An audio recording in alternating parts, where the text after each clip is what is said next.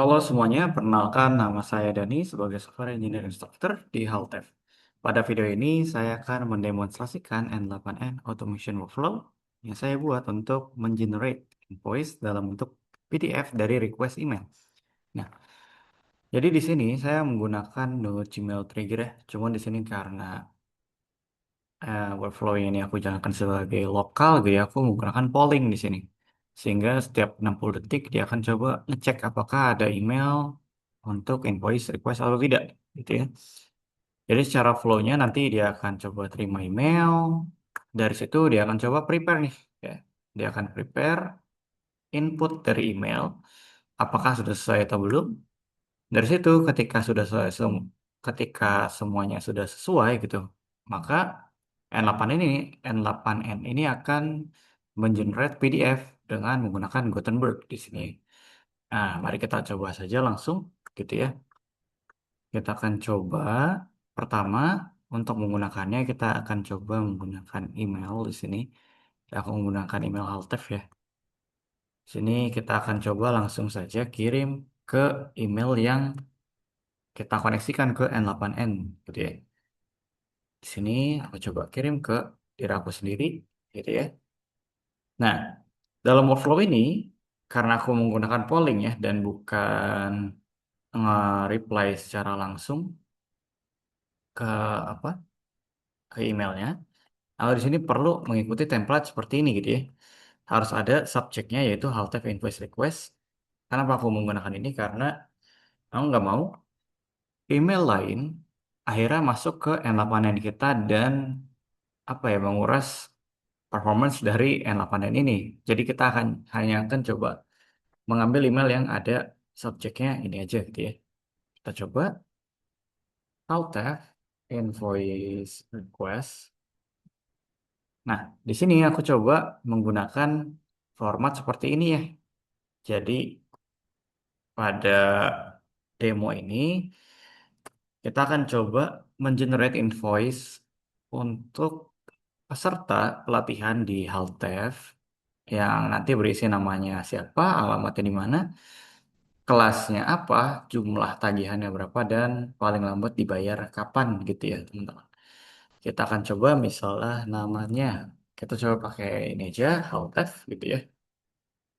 Sini misalnya alamatnya ada di Bekasi misalnya. Dengan kelas name anggap aja misalnya website bootcamp. Misalnya AI Enhance Full Stack Website Bootcamp. Dengan amount misalnya 15 juta misalnya. Due date saya mau default aja jadi biarin saja kosong. Nanti setelah itu kita bisa langsung send aja nih.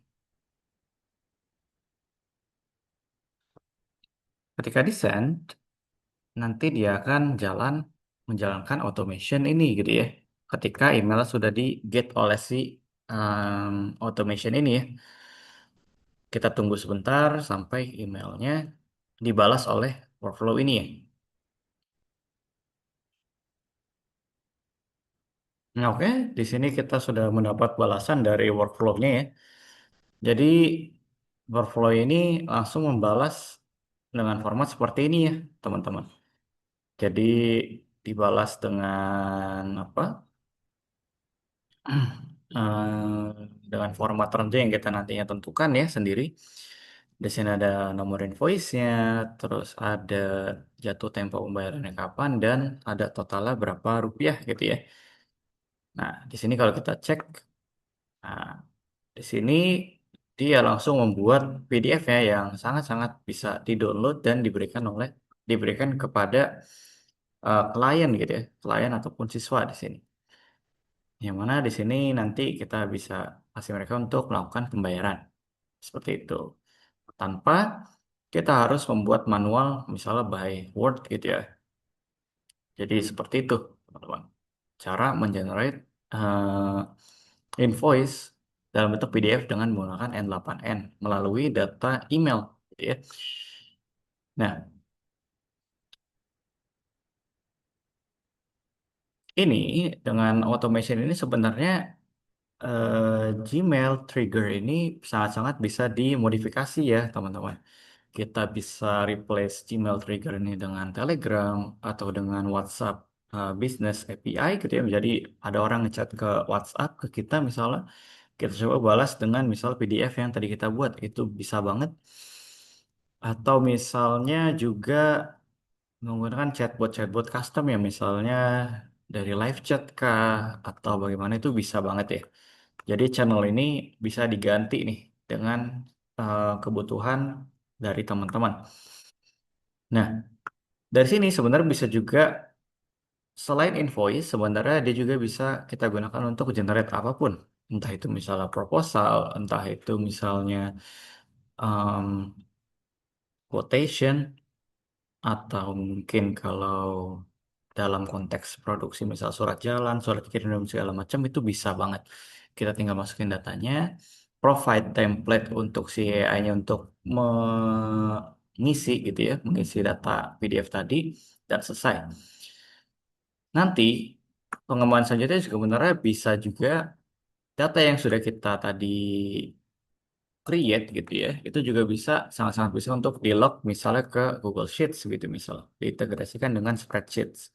Atau bisa juga ketimbang misal tadi saya menulis nama kelasnya gitu ya, atau menulis nama muridnya, saya juga bisa mendapatkan data dari Google Sheets jika diperlukan gitu ya.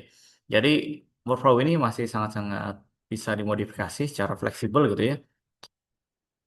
Kira-kira seperti itu.